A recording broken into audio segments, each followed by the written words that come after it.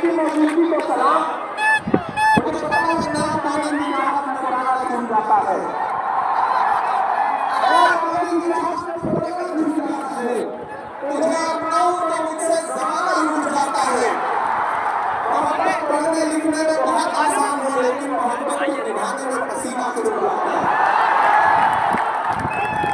इमारत शरिया के गुलाबे पर पूरे बिहार, पूरे बंगाल, पूरे उड़ीसा, पूरे झारखंड के कोने कोने से आए हुए अपने हमउम्र साथियों को, अपने बुजुर्गों को सलाम करता हूं। अगली थोड़ी देर आपसे मुखातिब रहना चाहता हूं। दिल्ली में बैठी हुई सरकार एक बिल लेकर के आई है, वक्फ अमेंडमेंट एक्ट। हम ही को कातिल कहेगी दुनिया, हमारा ही कत्लेआम होगा। हम ही को कातिल कहेगी दुनिया, हमारा ही कत्लेआम होगा। हम ही कुएं खोदते फिरेंगे, हम ही पे पानी हराम होगा। हमारे आबाओ अजदाद की दान की हुई जमीनें दिल्ली में बैठी हुई सरकार, दिल्ली का हाकिम लूट करके अपने धन्ना से दोस्तों को देना चाहता है। इसलिए यह बिल लेकर के आया गया है। पूरे मुल्क में इस बिल के खिलाफ एहतजाज हो रहा है। देश की पार्लियामेंट में आपने देखा, हम सारे लोगों ने इस बिल के खिलाफ लगातार लड़ाई लड़ी, लेकिन नंबर उनके पास है, इसलिए यह बिल पास हो गया। अब लड़ाई सड़कों पर लड़नी है।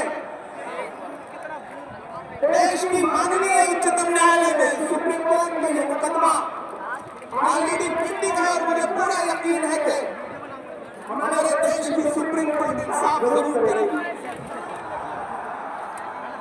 महान बादशाह सिकंदर ने जब यूनान फतेह किया तो जीत का जश्न मनाने के लिए शहर की सड़कों पर निकला, तो उसने देखा था कि पूरे शहर जश्न मना रहे हैं, लेकिन फकीर इंसान सड़क के किनारे बेसुध होकर के सो रहा है। सिकंदर को गुस्सा आया। सिकंदर अपने घोड़े से उतरा और सोते हुए फकीर के पास पहुंच करके गुस्से में उसे जोर की एक लात मारी और लात मार के कहा कि क्यों रे फकीर, मैंने शहर जीत लिया, शहर जश्न मना रहा है, तू सो रहा है। तो उस फकीर ने उन्हीं आंखों से सिकंदर की तरफ देखा और देख करके कहा कि शहर फतेह करना बादशाहों का काम है, लेकिन लात मारना गधे का काम है। पिछले 11 साल में इस सरकार ने आवाम को सिर्फ और सिर्फ लात मारने का काम किया और अब ये बिल लेकर के आए हैं और उन्हें लगता है कि आप खामोशी के साथ उनका हर जुल्म सितम को बर्दाश्त कर लेंगे। हमें पता है नहीं करेंगे, नहीं करेंगे। आपकी मौजूदगी बात गवाह है। मुझे पता है धूप बहुत ज्यादा है, इसलिए हजारों की तादाद में लोग दरख्तों के नीचे किनारे बैठे हुए हैं, वो बीच में नहीं आए। लेकिन फिर भी आज पूरा पटना, पूरा बिहार जाम हो चुका है। लोग लाखों की तादाद में घर से निकल करके आए हैं। मैं सलाम करता हूँ आपकी जिंदा दिली को, आपकी मोहब्बत को। रहमानी साहब के एक बुलावे पर गाँव को भी सलाम कर रहा हूँ।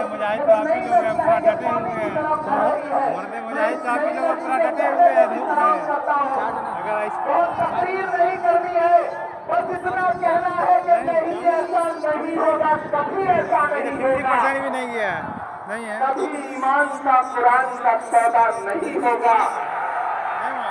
बिहार वाला बताना, दिल्ली तक अपनी आवाज पहुंचाना कि नहीं ऐसा नहीं होगा, कभी ऐसा नहीं होगा, कभी ईमान का कुरान का सौदा नहीं होगा।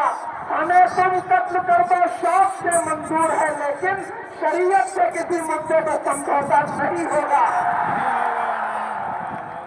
एक आखिरी बात आपसे कह रहा हूं साथियों, आप एक चीज ध्यान में बिठा के रखना कि अगर ये बिल लोकसभा में आया और इसकी हिमायत में अगर 250 से ज्यादा वोट पड़े, 288 वोट पड़े, तो इस बिल की मुखालफत में लोकसभा में 232 वोट पड़े।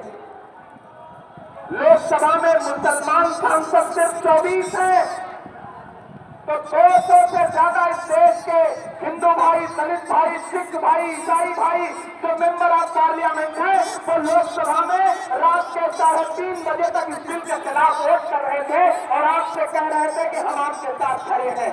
ये है इस स्कूल की गंगा जमुनी तहजीब।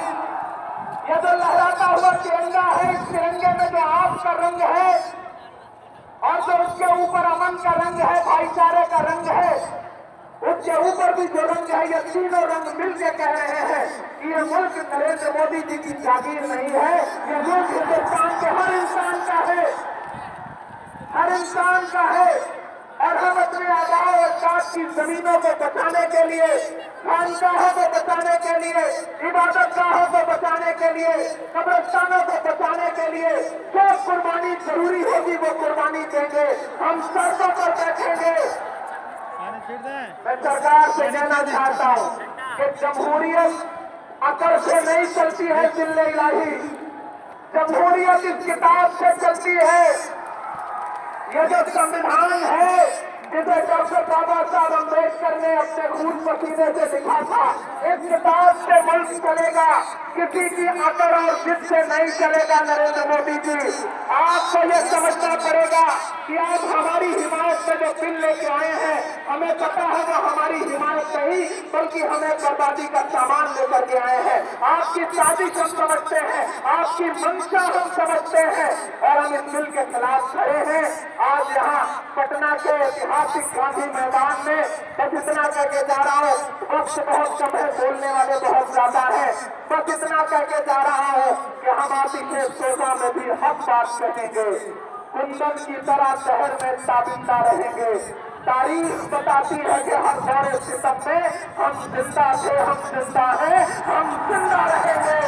आवाज दो, आवाज दो, आवाज दो।